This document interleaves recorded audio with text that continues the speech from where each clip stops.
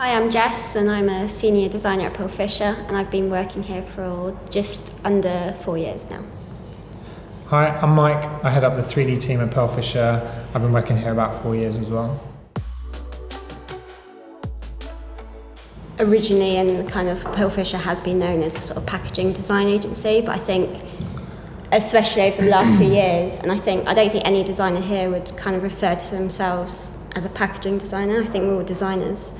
It's that putting that kind of our heads to solve a problem in design, and whatever that outcome might be.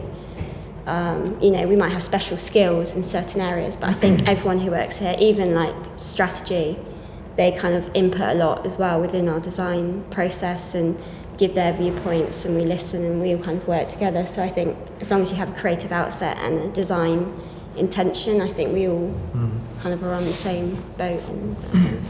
One of the things that I kind of liked about Pearlfisher straight from the off was the way in which they approach projects and the way in which they think about projects. So all the way from the initial kind of futures insight through to the strategic thinking, and then the execution of it attracted me to it. And ultimately the sort of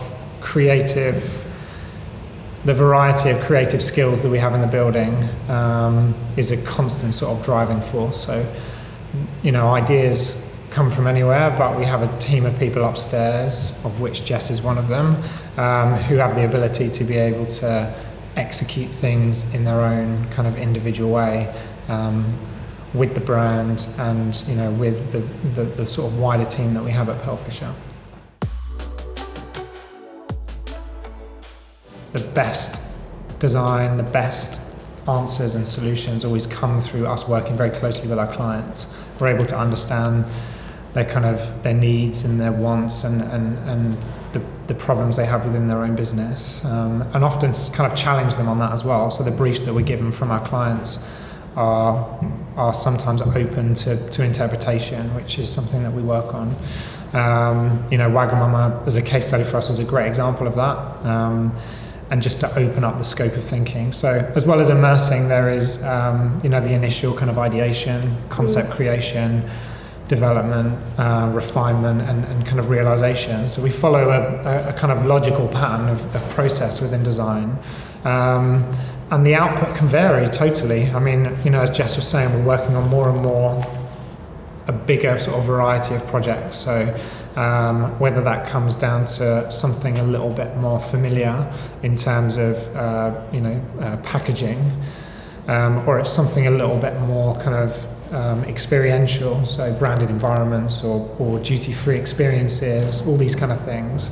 A lot more digital sort of websites. Yeah, a lot more digital. We'll kind of balance all of our deliverables really. Obviously, you've got to listen to the research and strategy, and listen to the audits and stuff like that. But I don't know. I try to not let it ever sort of contain me, because I think that they're always a good sort of sounding board, and you can go and speak to your strategists and sound your ideas off them. I suppose try not to be don't be closed in by that, just use that as a springboard rather than a sort of a net. That's what I'd say. I would just encourage to question why is probably the best thing that I was ever taught by one of my university lecturers. And actually, if you're unsure about something, just ask why, and then if somebody can't explain it, then you've got a conversation that's worth having. I think sometimes people are a little bit apprehensive to question things because they're concerned about not knowing what they should know. I will.